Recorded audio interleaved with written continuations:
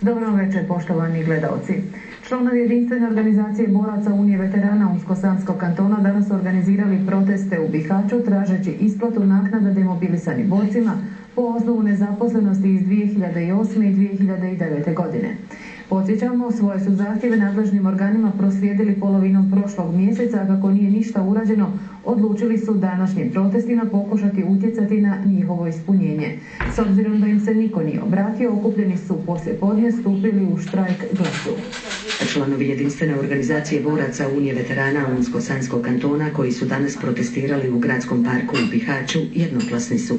Neće odustati dok im se ne ispune njihovi zahtjevi prije svih isplata zaostalih naknada po osnovu nezaposlenosti iz 2008. i 2009. godine. Remzo Čaušekić, predsjednik organizacije.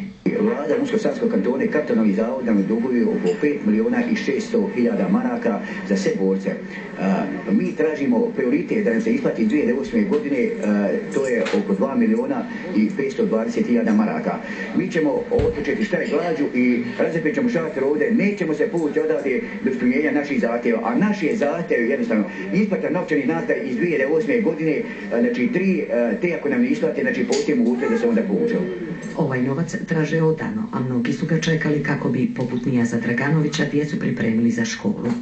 Djecu ima, 4 djece idu u školu, trebalo u osnovnu školu da idu, ne ide ni jednu.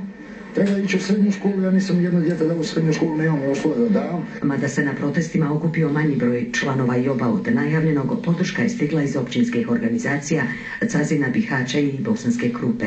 Njihovi predsjednici Hasaga Bratić, Jasmin Nadarević i Hajrudin Kadić. Već nekoliko puta izlazili smo na protest, ukazivali na iste ove probleme, niko nas nije tu razumio. Borci Cazina, Bosanske Krupe i Bihaća se neće povući dok im se ne ispune njihovi uvjeti, a to je znači zaostale novčane naknade iz 2008. i 2009. godine i implementacija zakona koji bi trebalo da ide u parlamentarnu proceduru.